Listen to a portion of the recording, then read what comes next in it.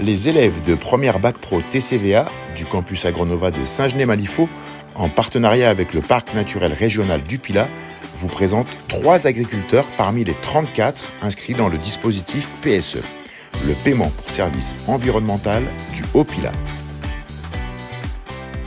Bonjour, moi je m'appelle Bruno Delolme. Je me suis installé en 2004 en reconversion professionnelle. J'en avais marre de l'industrie, marre de ne pas être mon propre patron. Et du coup l'agriculture m'a permis de faire ça.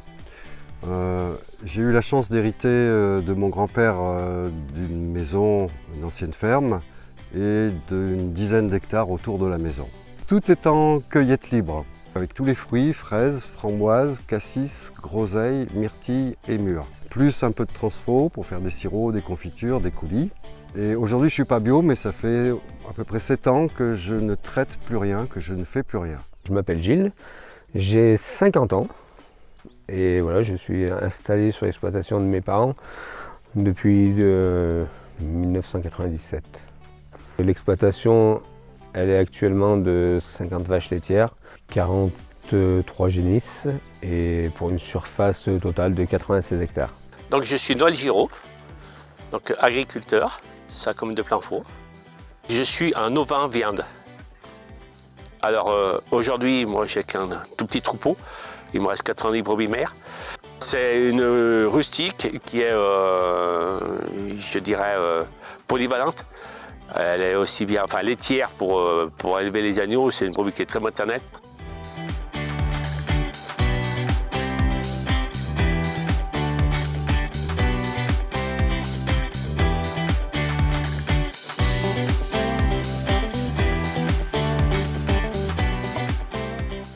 J'étais conventionnel avant, avec pas mal de produits de traitement, on m'avait appris comme ça.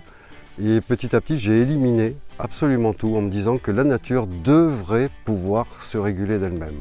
Et c'est ce que j'ai fait, et c'est ce qui m'a énormément surpris, c'est que ça marche, quoi.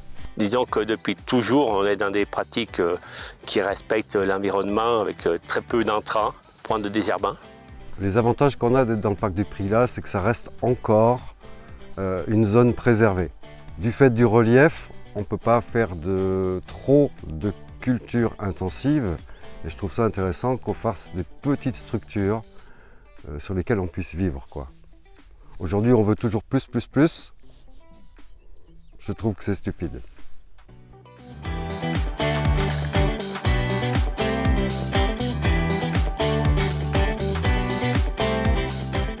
Il y a eu une réunion d'information. Voilà, et comme moi l'exploitation correspondait, j'ai beaucoup de surfaces qui sont en prairie permanente qu'on ne touche jamais. Je me suis inscrit au PSE parce que je me rends compte que la nature a besoin des haies, des zones humides, des prairies fleuries, a besoin qu'on l'aide un petit peu. J'ai planté beaucoup de haies, je garde mes zones humides, j'ai pas envie qu'on les transforme, qu'on les draine, etc.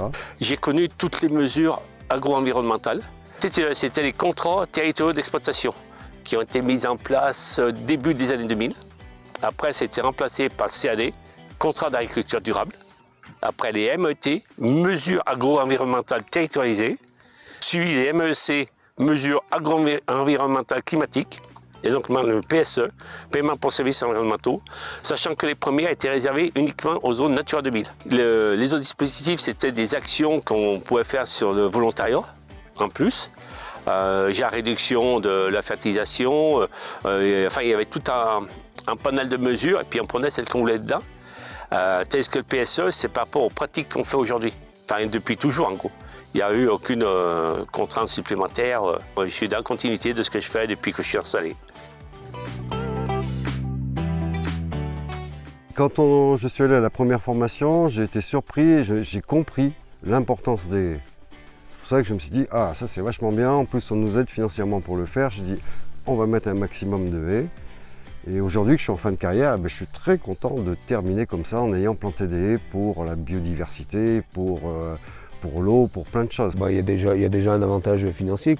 Après ça permet de pouvoir entretenir plus les prairies qui sont fleuries, de mettre un peu plus d'argent dessus.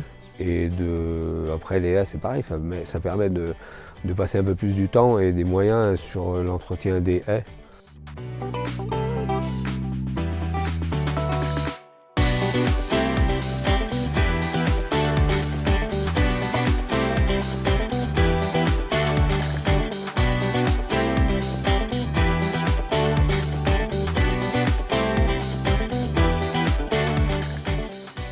exploitation à transmettre. Enfin, honnêtement, c'est pas un souci pour moi parce que aux portes de Saint-Étienne, vous avez la ville qui est dans mon dos, là, à 3 km. Donc il y a un bassin de consommation pour faire de la transformation ou autre. Il n'y a pas de souci. Je suis en train de transmettre mon exploitation. Voilà, donc du coup, je suis très content d'avoir retrouvé quelqu'un qui va faire sensiblement la même chose. Je m'appelle Manon, je vais reprendre la suite de l'exploitation de Bruno l'année prochaine. Donc ça me permet de travailler avec lui, de comprendre son mode de culture et de pouvoir adapter ce que je sais faire moi en fruits rouges, mais plutôt au terrain, à l'exploitation qui est ici. Donc j'ai envie de capitaliser là-dessus et de pouvoir développer une exploitation où les gens puissent venir et passer un bon moment.